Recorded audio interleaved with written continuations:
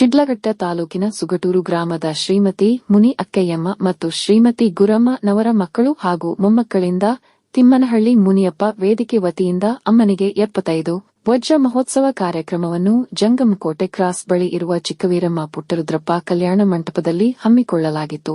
ಮುನಿ ಅಕ್ಕಯ್ಯಮ್ಮನವರ 7ನೇ ಮಗ, ಕೃಷಿ ಜಂಟಿ ನಿರ್ದೇಶಕರು ಹಾಗೂ ಭೂ ಅಭಿವೃದ್ಧಿ ಅಧಿಕಾರಿ ಡಾ ಎಂ ತಿರುಮಲೇಶ್ ಸೇರಿದಂತೆ 8 ಜನ ಮಕ್ಕಳು, ಮೊಮ್ಮಕ್ಕಳು, ಮರಿಮಕ್ಕಳು, ಅಳಿಯಂದಿರು ಮತ್ತು ಸೊಸೆಯಂದಿರು ಆಗಮಿಸಿ ಅಮ್ಮನಿಗೆ 75 ವಜ್ರ ಮಹೋತ್ಸವ ಕಾರ್ಯಕ್ರಮದಲ್ಲಿ ಸುಮಾರು 75 ವರ್ಷದ ಮುನಿ ಅಕ್ಕಯ್ಯಮ್ಮನವರಿಗೆ ಪಾದ ತೊಳೆದು ಪಾದಪೂಜೆ ಮಾಡಿ ಸನ್ಮಾನಿಸಿ ಆಶೀರ್ವಾದ ಪಡೆದರು.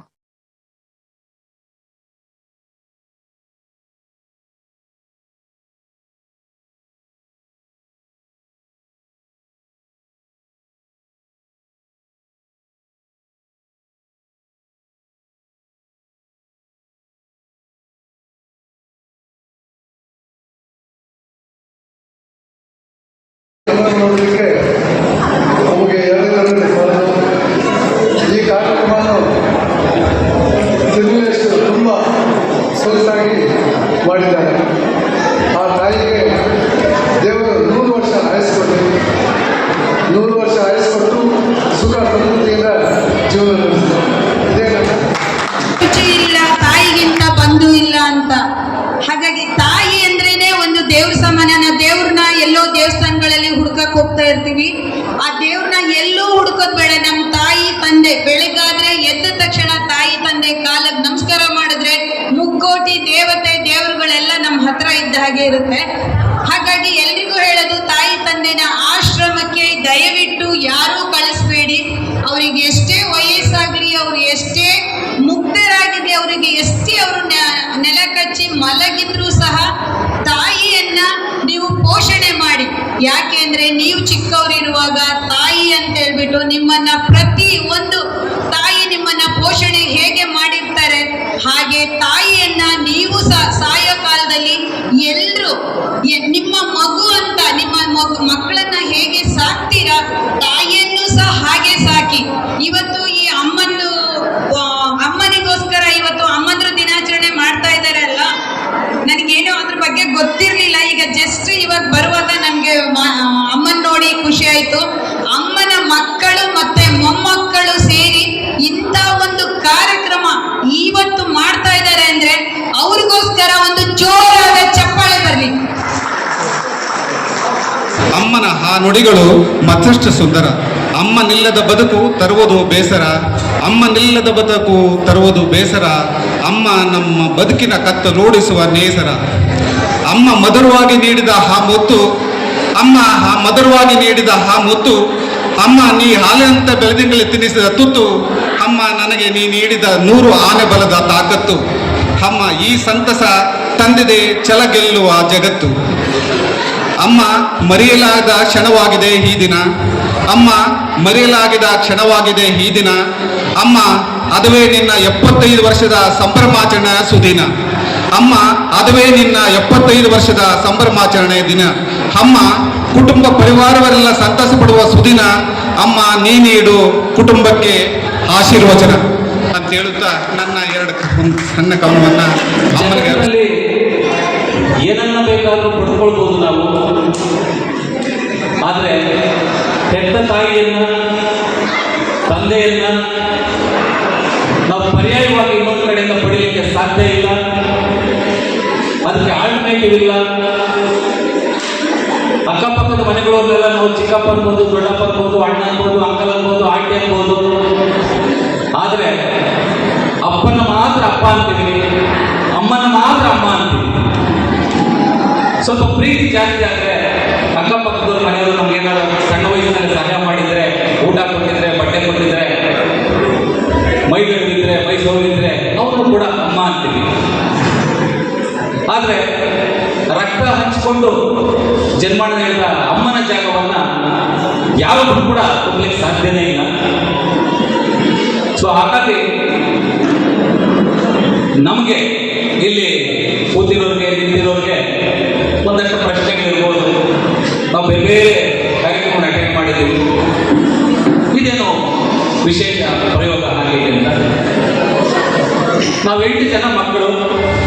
ಆ ಮಹಾತಾಯಿಗೆ 7ನೇವನು. ಬಹುಶಃ ನಮ್ಮ ಇವತ್ತು ಸೊಗಸಾಗಿ ಹಾಡುಗಳನ್ನ ಹೇಳ್ತಾ ಇರುವಂಥ ಮಧುವರು ಅದ್ರ ಬಗ್ಗೆ ಮತ್ತೆ ಮತ್ತೆ ಹೇಳ್ತಾರೆ.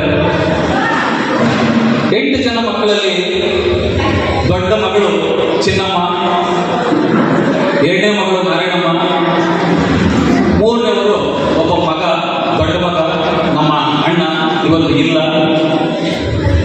ನಂತರ ಮಣಿಲಕ್ಷ್ಮಮ್ಮ ಅಕ್ಕ, ಅಣ್ಣ ಶಂಕರಪ್ಪ, ಗಣೇಶಪ್ಪ, ನಾನು, ನನ್ನ ತಮ್ಮ ಓಬಳೇಶ್. ಇಷ್ಟು ಜನ ಈ ದಂಪತಿಗಳಿಗೆ ನಾವು ಮಕ್ಕಳು. ನಮ್ಮ ತಂದೆಯವರು ಶ್ರೀ ತಿಮ್ಮಳ್ಳಿ ಮುನಿಯಪ್ಪ ಅಂತ 1998ರಲ್ಲೇ ಅವ್ರು ತೀರ್ಕೊಳ್ತಾರೆ. ನಾನು ಅವಾಗಿನ್ನೂ ಕಾಲೇಜಲ್ಲಿ ಓದ್ತಾ ಇರ್ತೇನೆ. ಸಮಾಜ ಹೇಳಿದ್ರೆ ನಾವೆಲ್ಲ ವಿದ್ಯಾವಂತರಾದ್ಮೇಲೆ ಪ್ರಜ್ಞಾವಂತರಾದ್ಮೇಲೆ ಸಮಾಜಕ್ಕೆ ಋಣವನ್ನು ತೀರಿಸಬೇಕು, ತಂದೆ ತಾಯಿ ಋಣವನ್ನು ತೀರಿಸಬೇಕು, ಅಣ್ಣ ತಮ್ಮನ ಋಣ ತೀರಿಸಬೇಕು, ಅಕ್ಕ ತಂದೆ ಋಣ ತೀರಿಸಬೇಕು ಅಂತೇಳಿ ಆ ನಿಟ್ಟಿನಲ್ಲಿ ತಂದೆ ಋಣ ತೀರಿಸೋಣ ಅಂತ ಹೋದ್ರೆ ನಾನು ದುಡಿಯೋ ಕಾಲಕ್ಕೆ ತಂದೆ ಇಲ್ಲ, ಇನ್ನು ಸ್ಟೂಡೆಂಟ್ ನಾನು. ದುಡಿಯೋ ಶಕ್ತಿ ಬಂದಾಗ ತಂದೆ ತಾಯಿ ಭಾಳ ವರ್ಷ ಆಗಿತ್ತು. ಮತ್ತೆ ಅವ್ರಿಗೆ ಏನು ಮಾಡೋದು ಅಂತ ಹೇಳಿ ಸಾಮಾನ್ಯವಾಗಿ ತೀರ್ಕೊಂಡಾಗ ನಾವು ಒಂದು ಸಮಾಜಕ್ಕೆ ಮಾಡಿದ್ದೇವೆ. ಅದಾದ 20 ವರ್ಷಗಳ ನಂತರ ನಮ್ಮ ತಂದೆಯವರಿಗೆ ಒಂದು ಸರಿಯಾದ ರೀತಿಯಲ್ಲಿ ಒಂದು ಗೋರಿಯನ್ನು ಕಟ್ಟುವಂಥ ಶಕ್ತಿ ನನಗೆ ಬರ್ತದೆ. ಆ ಗೋರಿಯನ್ನು 20 ವರ್ಷಗಳ ನಂತರ ಕಟ್ತೇವೆ. ನಮ್ಮ ತಾಯಿಗೆ ಸಾಮಾನ್ಯ ಪ್ರತಿಯೊಬ್ಬರಿಗೂ ಅಧಿಕಾರಿಗಳಾದ್ಮೇಲೆ ಅಥವಾ ಬಿಸ್ನೆಸ್ಸಲ್ಲಿದ್ದಾಗ ಯಾವುದೋ ಒಂದು ಶಕ್ತಿ ಬಂದಾಗ ತನ್ನ ತಾಯಿ ತುಂಬ ಚೆನ್ನಾಗಿ ನೋಡ್ಕೋಬೇಕು, ಒಡವೆ ಕೊಡಿಸ್ಬೇಕು, ಒಳ್ಳೆ ಬಟ್ಟೆ ಕೊಡಿಸ್ಬೇಕು, ಚಪ್ಪಲಿ ಕೊಡಿಸ್ಬೇಕು, ಕಾರ್ ಕೊಡಿಸ್ಬೇಕು, ಮನೆ ಕಟ್ಟಿಸ್ಬೇಕು, ಎಲ್ಲ ಇರ್ತದೆ. ಆದರೆ ಇವ್ರಿಗೆ ಯಾವುದು ಹೋಗ್ಲಿಲ್ಲ. ಇವ್ರಿಗೆ ಅಂತಲ್ಲ, ಆ ವಯೋಮಾನದ 1947-50 ಆಸ್ಪಾಸ್ನಲ್ಲಿ ಹುಟ್ಟಿ 60ರ ದಶಕ, 70ರ ದಶಕ, 70, 90ರ ದಶಕದಲ್ಲಿ ಬದುಕನ್ನು ಸವಿಸಿದಂಥ ಎಲ್ಲ ಮಹಾತಾಯಂದರಿಗೆ ಇವ್ಯಾವ ಆಡಂಬರಗಳು ಬೇಕಾಗಿಲ್ಲ. ಮತ್ತೆ ಏನು ಮಾಡೋದು? ಈಗ ಅವ್ರಿಗೆ ಅಮ್ಮನಿಗೆ 75 ವರ್ಷ ಅಂತ ನಾನು ಹಾಕಿದ್ದೀನಿ. ಯಾರು ಬರ್ದಿಟ್ಟಿರಲಿಲ್ಲ, ಡೇಟ್ ಆಫ್ ಬರ್ತ್ ಇಲ್ಲ, ನಂದೇ ಡೇಟ್ ಆಫ್ ಬರ್ತ್ ಇಲ್ಲ. ನಾವೆಲ್ಲ ಗೌರ್ಮೆಂಟ್ ಮಕ್ಕಳು. ಇಲ್ಲಿ ಬಹಳ ಜನ ಗೌರ್ಮೆಂಟ್ ಮಕ್ಕಳು ಇರ್ತಾರೆ. ಯಾರ್ಯಾರಿಗೆ ಜೂನ್ ತಿಂಗಳಲ್ಲಿ ಡೇಟ್ ಆಫ್ ಬರ್ತ್ ಇರ್ತದೋ ಅವರೆಲ್ಲ ಮೇಸ್ಟ್ರು ಮೇಡಮ್ಗಳು ಬರ್ಕೊಂಡು ಹೋಗಿರ್ತಾರೆ ಡೇಟ್ ಆಫ್ ಬರ್ತ್ಗಳು. ಒಂದ್ಸರಿ ಕೈ ಹೇಳಿ, ಜೂನ್ ತಿಂಗಳಲ್ಲಿ ಯಾರ್ಯಾರಿದ್ದೀರಿ? ನಮ್ಮ PNS ಅವರು ಕರೆಕ್ಟಾಗಿರ್ಬೇಕು, ಡೇಟ್ ಆಫ್ ಬರ್ತ್ ಹೇಳ್ತಾ ಇಲ್ಲ. ಸೊ ನಮ್ಮ ಕಾಲಕ್ಕೆ ಗೌರ್ಮೆಂಟ್ ಡೇಟ್ ಆಫ್ ಬರ್ತ್ ಬಂದಿತ್ತು. ಮೇಡಮ್ಗಳು ಮೇಸ್ಟ್ರುಗಳು ಯಾವ ಡೇಟ್ ಕೊಟ್ಟರೆ ಅದೇ ನಮ್ಮ ಬರ್ತಡೆ. ಈಗ ನಮ್ಮ ತಾಯಿಗೆ ನಮ್ಮ ತಂದೆಗೆ ಕೊಟ್ಟರು ನಿಜನ ಇರ್ತದ ಡೇಟ್ ಆಫ್ ಬರ್ತು? ಇಲ್ಲ. ಬಹುಶಃ ಅವ್ರಿಗೆ ಇವತ್ತು ಬೇರೆ ಬೇರೆ ಜನರ ಹತ್ರ ನಾನು ಕೇಳಿದೆ, ನೀನೇನು ಕಡಿಮೆ ಆಗಿದೆ, 75 ವರ್ಷ ಅಲ್ಲ, ನಿಮ್ಮ ಅಮ್ಮನಿಗೆ ಹೆಚ್ಚು ಕಡಿಮೆ 80 ವರ್ಷ ತನಕ ಆಗಿದೆ ಅಂತಂದ್ರು. ಆದರೆ ಈ 75 ವರ್ಷ ಅಂತ ಇರ್ಲಿಕ್ಕೆ ಒಂದು ಕಾರಣ ಏನಂದ್ರೆ ನಮ್ಮ ತಾಯಿ ಬಗ್ಗೆ ನಾನು ಬಹಳ ಯೋಚನೆ ಮಾಡ್ತಾ ಇದ್ದೆ. ನಾನು ಅಂದ್ಕೊಂಡಾಗ ಅವರೇನು ಆಡಂಬರಗಳನ್ನ ಅಪೇಕ್ಷೆ ಪಡ್ತಾ ಇಲ್ಲ. ಮತ್ತು ಅವ್ರನ್ನ ಸುಖಪಡಿಸೋದಕ್ಕೆ, ಖುಷಿ ಪಡಿಸೋದಕ್ಕೆ ಏನು ಮಾಡ್ತಾರೆ ಖುಷಿ ಆಗುತ್ತೆ ಅಂತಂದಾಗ ಏನಿಲ್ಲ, ಅವ್ರು ಇಷ್ಟಪಡುವಂಥ ಒಂದು 4 ಜನ ಬಂದು ಬಳಗ ಬೆಳೆದವರು, ಆಡಿ ಬೆಳೆದವರು, ಕೂಡಿ ಬೆಳೆದವರು, ಅವನ್ನೆಲ್ಲ ಸೇರಿಸಿ ಒಂದು ಊಟ ಹಾಕಿದ್ರೆ ಆ ಎಮ್ಮನ ಮನಸ್ಸಿಗೆ ಒಂದಷ್ಟು ತೃಪ್ತಿ ಬರ್ಬೋದೇನೋ ಅಂತ ಒಂದು ಅನಿಸ್ತು. ಹಾಗಾದ್ರೆ ಸುಮ್ಮನೆ ನಮ್ಮ ಮನಸ್ಸಿಗೆ ಊಟ ಹಾಕಿದ್ರೆ ಬರ್ರಿ ಅಂತ ಯಾರು ಬರ್ತಾರೆ? ಬರ ಗಂಡ ಹೆಂಡತಿ ಇದ್ದಿದ್ರೆ ಅವ್ರಿಗೆ ಇಷ್ಟು ವರ್ಷ ಆಯಿತು ಮದುವೆಯಾಗಿ ಬನ್ನಿ ಅಂತ ಬಿಟ್ಟೇಳಿ ವೆಡ್ಡಿಂಗ್ ಆನಿವರ್ಸರಿ ಮಾಡಿ ಕರಿಬೋದಾಗಿತ್ತು. ತಂದೆಯವರು ತೀರ್ಕೊಂಡು ಆ ಮುಂದೆ ಯಾರು ಎಕ್ಸಾಕ್ಟ್ ಡೇಟ್ ಆಫ್ ಬರ್ತ್ ಬಂದಿದ್ರೆ ಬರ್ತ್ಡೇ ಅಂತ ಕರಿಬೋದಾಗಿತ್ತು. ಇದು ಬರ್ತ್ಡೇನೂ ಅಲ್ಲ, ಒಂದು ಟೈಟ್ಲ್ ಬೇಕಾಗಿತ್ತು. ಆ ಎಮ್ಮನ್ನು ಸ್ವಲ್ಪ ನೋಡೋಕ್ಕೆ ಆ ವಯಸ್ಸು ಬಂದಿದೆ. ಹಂಗಾಗಿ ಅಮ್ಮನಿಗೆ 75 ವರ್ಷ, ಅಮ್ಮ ಅಟ್ 75 ಅನ್ನೋ ಟೈಟಲ್ ಅನ್ನು ಹುಡುಕೊಂಡು ಅಲ್ಲಿಂದ ಶುರು ಮಾಡಿದ್ರು.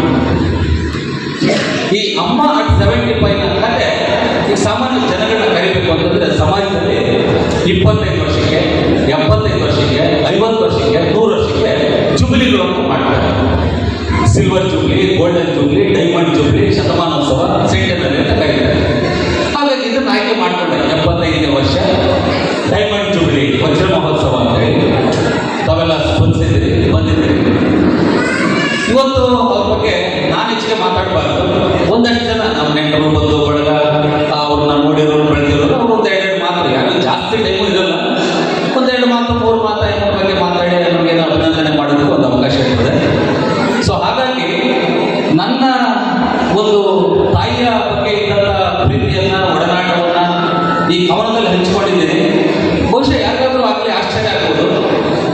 ಎಲ್ಲೋ ಅಯ್ಯಮ್ಮ ಮಾಡಿಬಿಟ್ಟಿರೋಂಥ ಕೆಲಸ ಕಾರ್ಯಗಳನ್ನ ಚಟುವಟಿಕೆಗಳನ್ನ ಈಗಲೂ ನೆನಪಿಟ್ಕೊಂಡು ಬಂದಿದೆಯಲ್ಲ ಅಂತ ನನ್ನ ಕ್ವಶನ್ ಕೇಳ್ತಾರೆ. ಅದಕ್ಕೆ ಬಲವಾದ ಕಾರಣ ಏನಂದ್ರೆ ನಿಮ್ಮಮ್ಮ ಹಂಗಿದ್ರು ಹಿಂಗಿದ್ರು ಅಲ್ಲಿ ಮಾಡಿದ್ರು ಇಲ್ಲಿ ಕೆಲಸ ಮಾಡ್ತಿದ್ರು ಅಂತ ಯಾರೋ ಹೇಳಿದ್ರೆ ನಾನು ಕೇಳಿದ್ರೆ ಅಷ್ಟು ಸೊಗಸಾಗಿ ಕವನ ಬರ್ತಾ ಇರಲಿಲ್ಲ. ಯಾಕೆ ಇಷ್ಟು ಸೊಗಸಾಗಿ ಮೂಡ್ ಬಂತು ಅಂದ್ರೆ ಆಯಮ್ಮ ಎಲ್ಲೆಲ್ಲಿ ಹೆಜ್ಜೆ ಇಟ್ಟಿದ್ದಾಳೋ ನನ್ಗೆ ಸ್ವಲ್ಪ ತಿಳುವಳಿಕೆ ಬಂದ್ಮೇಲೆ 3ನೇ ಕ್ಲಾಸ್ 4ನೇ ಕ್ಲಾಸ್ ಬಂದ್ಮೇಲೆ ಎಲ್ಲೆಲ್ಲಿ ಹೆಜ್ಜೆ ಇಟ್ಟಿದ್ದಾಳೋ ಎಲ್ಲೆಲ್ಲಿ ಕೈ ಆಡಿಸಿದ್ದಾಳೋ ಅಲ್ಲೆಲ್ಲ ನನ್ನ ಹೆಜ್ಜೆ ಇಟ್ಟಿದ್ದೀನಿ, ಅಲ್ಲೆಲ್ಲ ನಾನು ಕೈ ಆಡಿಸಿದ್ದೀನಿ. ಆಯಮ್ಮೆಲ್ಲ ಹೋಗಿ ಬಂದಿದ್ದಾಳೆ, ಎಲ್ಲೆಲ್ಲಿ ಕೆಲಸ ಮಾಡಿದ್ದಾಳೆ. ಸೊ ಹಾಗಾಗಿ ಆಯಮ್ಮನ ಕಷ್ಟ ನಷ್ಟ ಭಾವನೆಗಳನ್ನೆಲ್ಲ ನಾನು ಹತ್ತಿರದಿಂದ ನೋಡ್ತೀನಿ. ಮತ್ತಿಷ್ಟು ಒಡನಾಟ ಬರಲಿಕ್ಕೂ ಕಾರಣ ಇದೆ. ನನ್ಗಿಂತ ದೊಡ್ಡವರೆಲ್ಲರೂ ಅಕ್ಕಂದಿರು ಮದುವೆಗಳಾಗಿ ಗಂಡನ ಮನೆಗೆ ಹೋಗ್ತಾರೆ. ಅಣ್ಣಂದ್ರು ಆ ಕಾಲಕ್ಕೆ ಅಲ್ಲೊಬ್ಬ ಚೀತ ಇಲ್ಲೊಬ್ಬ ಚೀತ ಅಲ್ಲೊಬ್ಬ ಮೂಲೆ ಹೀಗೆ